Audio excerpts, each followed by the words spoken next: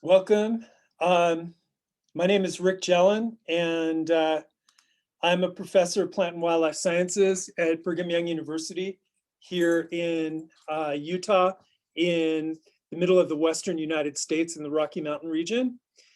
And I am going to be presenting today on some of the work that we're doing involving quinoa breeding with pit-seeded goosefoot. And this is work that we can look at this as either we're working to improve quinoa by breeding with pit-seeded goosefoot, or we are looking at bringing back a species that was formerly domesticated, Chenopodium berlandieri, in antiquity here in North America, and went extinct over time. The quinoa evolutionary hypothesis that we are working within says that quinoa's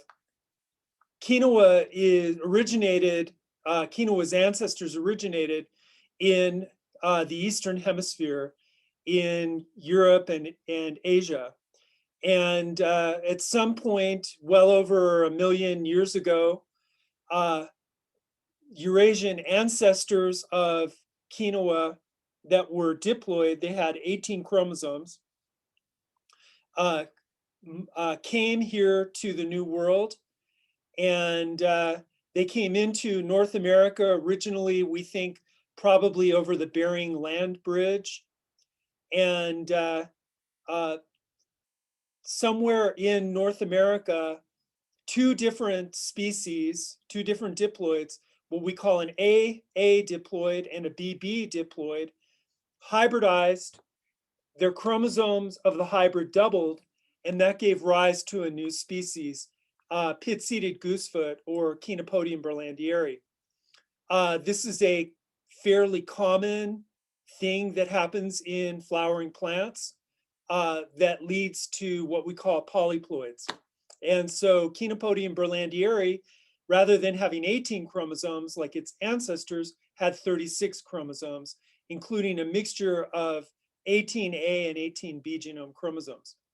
That species then went through various processes of speciation, differentiation, as it spread throughout the continent, and eventually migrated, we think maybe in the intestinal tract of migrating birds, to South America, where it became Chenopodium hircinum, which, biologically speaking, in terms of genetics, is almost indistinguishable from pit-seeded goosefoot. And its common name is avian goosefoot.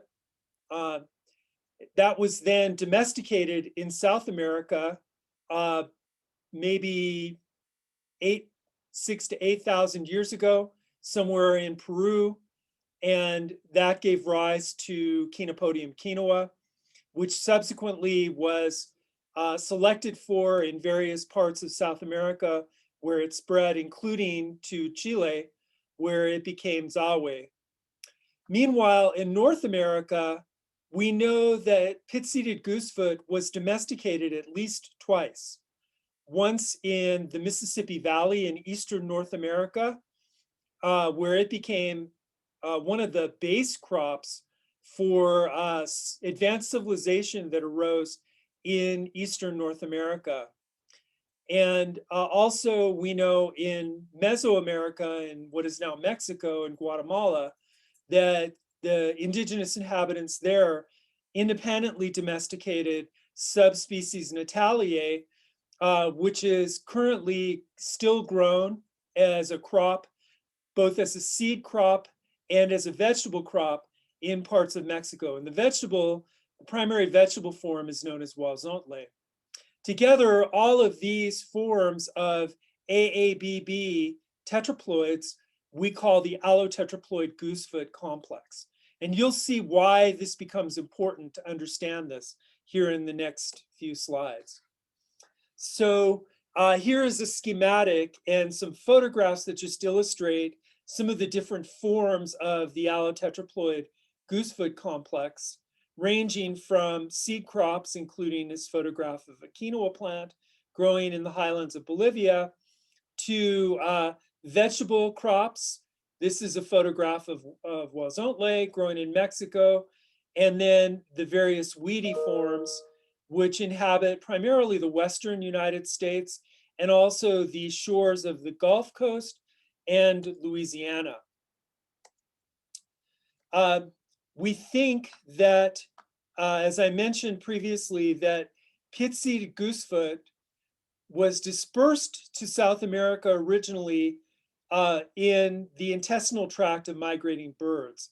And if we look at the primary area where we find wild Pitseed Goosefoot today, primarily along the Gulf Coast and in the interior of the Great Basin and southwest of the United States and northwestern Mexico, there is, interestingly, a major migration pathway for birds that it goes through this region, and which birds migrate back and forth from what is northern Argentina, the northern humid and dry pampas region of Argentina, back up into Western North America. We have a video that we'd like to share at this point. So we are here on Pecan Island. This is in Vermilion Parish, Louisiana, along the Gulf of Mexico coast. And here we're sampling seed from Quinopodium berlandieri, variety Bassianum. This is a type of wild quinoa that is completely cross-compatible with Andean quinoa. And as you can see, this is a hot summer day. The temperature is about 30 degrees Celsius, and these plants are growing right along the estuary margin here with in soils that are saline, kind of gravelly, sandy.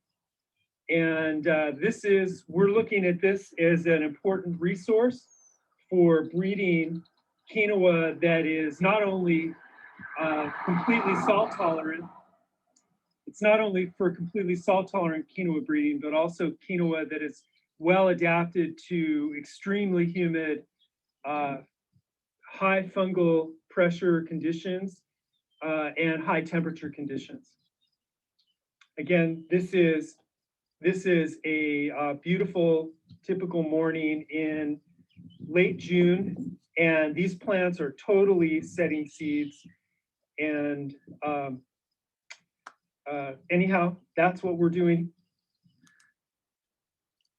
So the goals, as I mentioned, we are looking at breeding quinoa that is heat tolerant, especially not only in dry conditions, but also in human conditions where there is a high pressure of fungal diseases. And for example, Peronospora downy mildew, important worldwide pathogen that affects quinoa.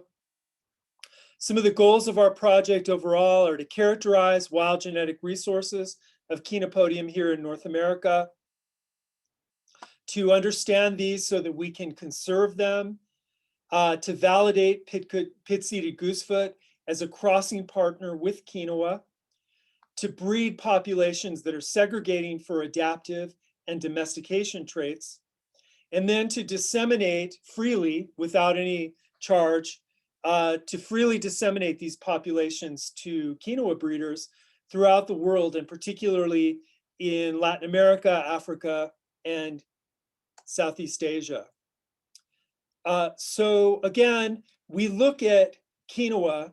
This is a photograph that I took in a market in Puno on Lake Titicaca, and we see a tremendous diversity for agronomic characteristics such as seed color in quinoa in areas where it has been grown for thousands of years as a crop.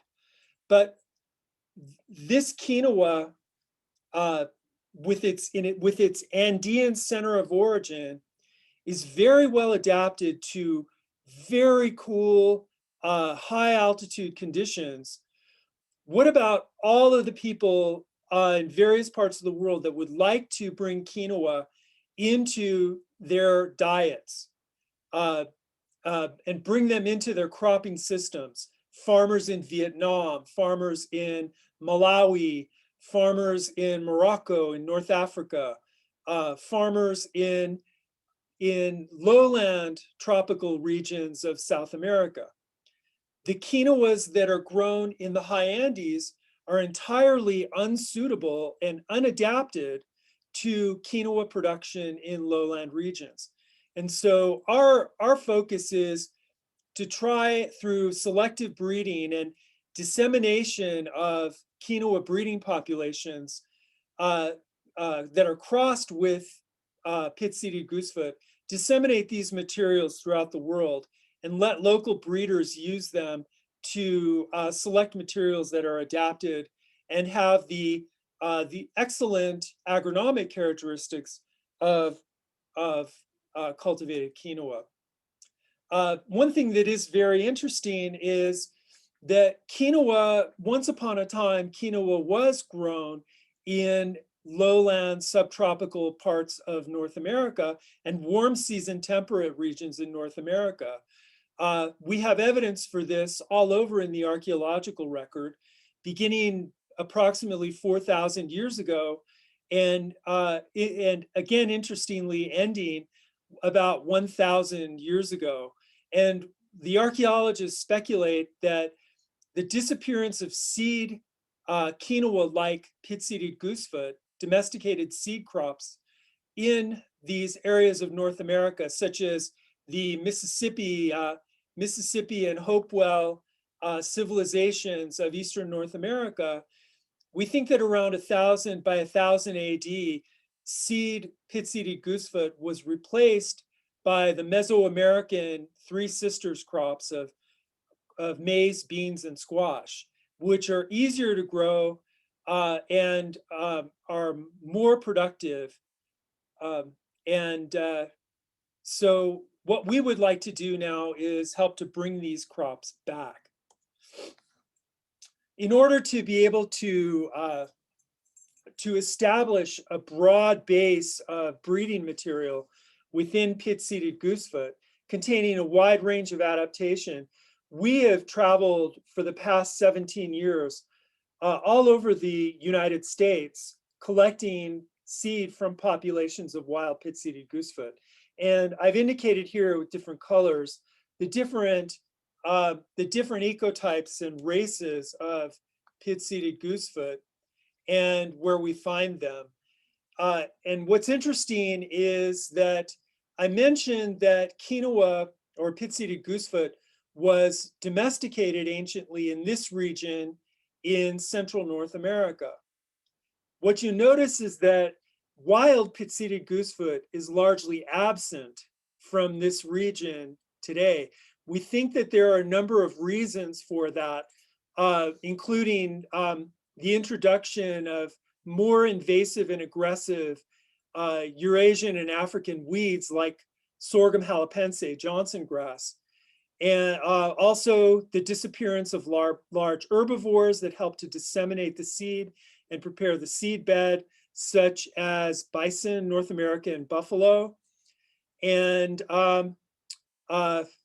also the fact that the Native American populations, the agricultural populations in Eastern North America, were either eliminated or pushed out into the Western United States. And agricultural practices of the European settlers, colonists, were not favorable toward the continued proliferation of Pitseed Goosefoot in Eastern North America. West of about the 96th meridian of longitude, however, that's where you start to see populations of Pitseed Goosefoot as you move from woodland out into prairies, plains, and desert regions. That is where we find still abundant populations of Pitseed Goosefoot. So when we compare quinoa with Pitseed Goosefoot, this is a strain of Pitseed Goosefoot from a population that we collected along the Gulf Coast of Texas. And here's another plant from a different population along the Texas Gulf Coast. You see that quinoa seeds are large. These seeds are retained on the plant. These are desirable characteristics. The undesirable weedy types have shattering seeds that are small, that are dormant. They have a branching plant habit. Some of them carry a foul odor due to the presence of a chemical called TMA that smells like dead fish. They have a lax seed panicle, indeterminate maturity in some cases, and day length sensitivity in some cases. What we would like to do is combine the adaptive characteristics of Pitseed Goosefoot with the favorable domesticated characters of quinoa, including large seed, and bring in drought and salinity tolerance, heat tolerance, pest and disease, particularly downy mildew resistance, and premature sprouting resistance from Pitseed Goosefoot into quinoa. So this is just an example showing comparison. Here we have a quinoa from Bolivia, Quinoa Real selection, and that was grown side by side with a Pitseed Goosefoot strain 937, the one that I showed in the previous slide. They were grown side by side in our greenhouse. If you could look closely at this photograph, you would see there is not a single aphid along the panicle stem of the Pitseed Goosefoot plant, whereas the Quinoa Real plant is loaded with aphids. And of course, in the field, those aphids would have not only be directly damaging the plant, but also have the potential of vectoring or transmitting viruses. Here is a photograph of a segregating family, some representative plants showing individuals that have, these are F5 generation across from Colorado 407, quinoa to cross to BYU 937, a Pitseed Goosefoot from the Texas Gulf Coast. And here's the Colorado 407 parent, and here are some representative F5 plants. You can see that the F5s are phenotypically almost indistinguishable from Colorado 407, and yet they carry significant genetics from Pitseed Goosefoot parent 937. So we are extremely excited about the possibility of doing this kind of breeding work, and we are making good progress on this, and we hope that in the end, in 10 to 15 years, collaborators in various countries will be growing material derived from these crosses and producing quinoa in lowland regions of the world.